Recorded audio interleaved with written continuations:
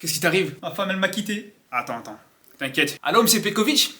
Je crois que j'ai un joueur pour vous. Non mais les gars, non mais sérieusement, on est où là? On est où? Mais il a complètement craqué en fait votre coach, c'est pas possible.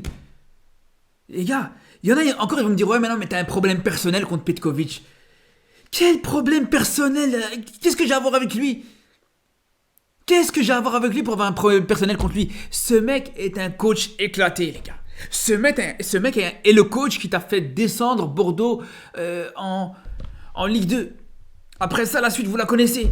Si aujourd'hui, les gars, si Bordeaux a fait faillite, si aujourd'hui, un club historique comme Bordeaux n'existe plus, c'est à cause de lui. Je dis pas que c'est totalement à cause de lui, mais il a joué son rôle là-dessus, les gars.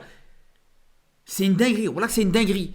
Après, il y en a, ils vont me dire, ouais, mais non, mais t'exagères, ouais, mais non, mais si. Les gars, avec ce qu'on a vu là, de match en match, de mois en mois avec Petkovic, au bout d'un moment, faut arrêter de forcer.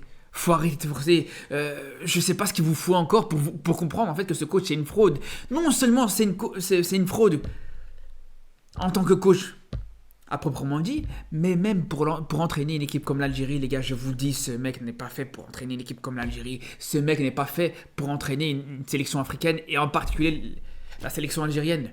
Qu'est-ce qu'il vous faut pour ouvrir les yeux? Moi je vous dis les gars, je vous dis, l'Algérie, cette équipe-là, cette génération algérienne qui est pas du tout mauvaise, avec des bons joueurs, etc., elle mérite un meilleur coach. Je suis désolé, les gars. Je suis désolé. Soit vous arrivez à comprendre ça et il n'y a pas de problème, on est sur la même longueur d'onde, soit voilà, ou vous allez continuer à me voir cracher sur Petkovic jusqu'à ce qu'il parte.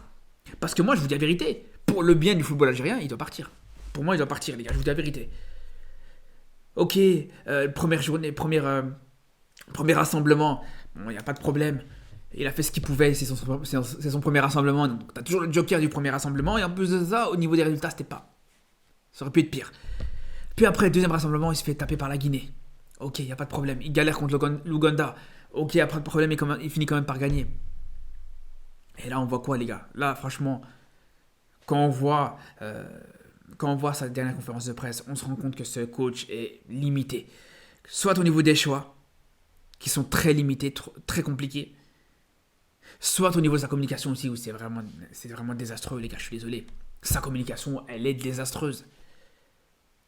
Au bout d'un moment, déjà, voilà, on peut parler des choix, même si, voilà, ça peut encore se discuter. Certains joueurs qui n'ont pas été appelés, etc. Fares Chaibi, certains joueurs comme, comment il s'appelle, Aouchiche, je ne sais pas s'il a été approché ou pas. Cherki, je ne sais pas s'il a été approché ou pas. Certains joueurs comme ça, les gars, même Adli, au final... C'était peut-être le moment de tenter un petit coup sur Adli, même si bon, pour Adli c'est le même problème, il finira quand même par revenir. Ça, je vous le dis depuis plusieurs mois, Adli finira par revenir en rampant, il finira par revenir, excusez-moi pour l'expression, mais il finira par revenir à quatre pattes, donc c'est pas un problème. Mais bref, tout ça pour dire les gars, bien sûr, les deux choses qui m'ont choqué le plus dans cette conférence de presse, bien sûr on va commencer par parler de Attal, la convocation d'Attal les gars. La convocation d'elle-même, elle n'est pas choquante. C'est pas la première fois et c'est pas la dernière fois qu'on entend un joueur qui se fait convoquer tout simplement pour des raisons, on va dire, extrasportives, ou tout simplement des joueurs qui se font convoquer alors qu'ils sont sans club. C'est pas la première fois qu'on voit ça en Afrique, c'est pas la première fois qu'on voit ça tout court. Il n'y a pas de problème. Surtout qu'ils jouent à un poste où c'est un petit peu compliqué, où la concurrence, elle n'est pas non plus oufissime. Donc, si le mec, il te convoque Youssef Attal et il te dit, ouais, voilà, j'ai convoqué Youssef Attal, parce qu'il n'y en a pas beaucoup de solutions à ce poste-là, parce que même s'il n'a pas de club, c'est un joueur qui a de l'expérience, qui peut apporter de l'expérience dans le vestiaire, il n'y a pas de problème. Il n'y a pas de problème. Au contraire, c'est tout à fait logique, ça serait même logique d'une certaine manière.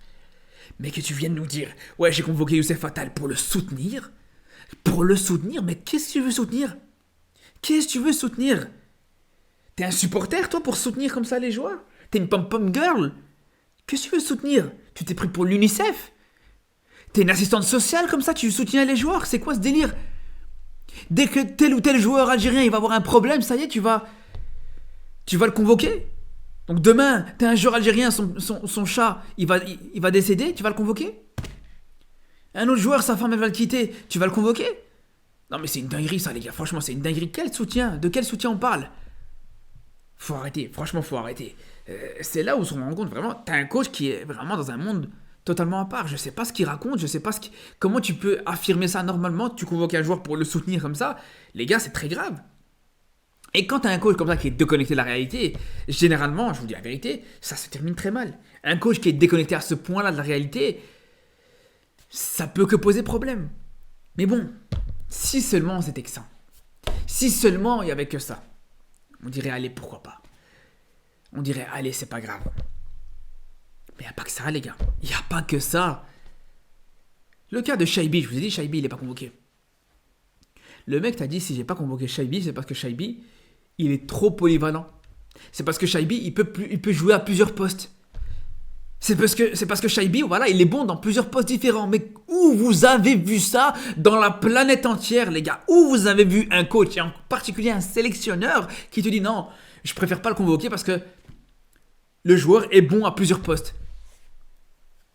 Les gars, oh là que c'est une dinguerie ça. Franchement, oh là que c'est une dinguerie.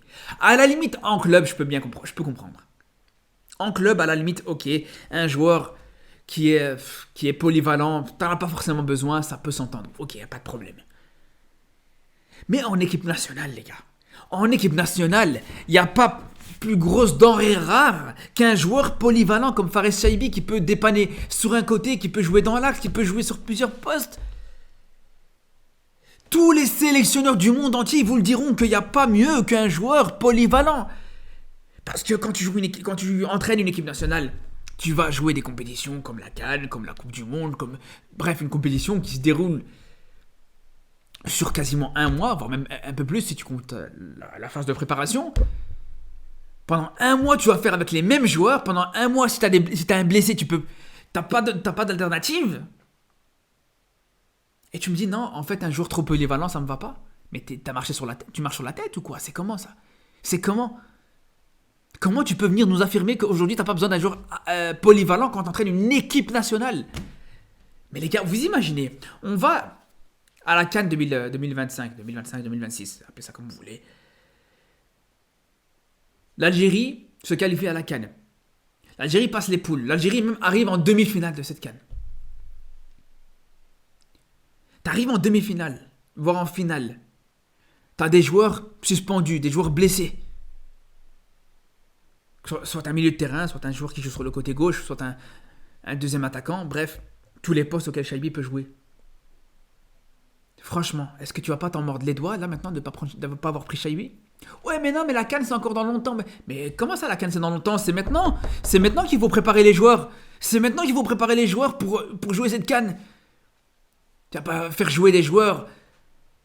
Tu vas pas faire, participer les qualifications à certains joueurs. Et la CAN, tu vas ramener d'autres joueurs. C'est pas comme ça marche. Et même, en vrai, même pour les qualifications, même pour ce genre de qualifications, où t'es dans un système ou dans une configuration où là, t'as plusieurs matchs sur très peu de jours.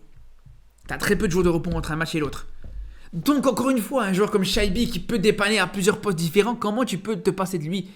C'est une dinguerie, les gars, c'est une dinguerie. Et à la limite, j'ai envie de vous dire, si vraiment, à la limite, la concurrence, elle était vraiment très rude à ce poste-là, ou à ces postes-là, j'irais, pourquoi pas? J'irais, y a pas de problème. Si t'avais vraiment une grosse concurrence, ok, y a pas de problème. Mais je suis désolé, t'as pas une concurrence de fou. Shaibi, il a 100 fois sa place, ne serait-ce que dans la liste. Tu veux pas le faire jouer, tu le fais pas jouer. Ça aussi, c'est autre chose. Un joueur trop polyvalent, tu veux pas le faire jouer, y a pas de problème. Tu le laisses sur le banc, tu le convoques, tu le laisses sur le banc. Et au cas où, si t'en as besoin, voilà, ça sera ton couteau suisse. Je comprends pas. Franchement, je comprends pas, les gars. Ça me dépasse. Et il y a encore des gens qui vont te le défendre. Il y a encore des gens qui pensent que ce coach, c'est l'homme de la situation. Les gars, moi, ça me rend fou quand je vous dis. T'avais plusieurs alternatives. T'avais un Bouguera, t'avais un Patrice Baumel, t'avais plusieurs possibilités. Tu vas chercher un Petkovic, franchement, un Pekno du coin.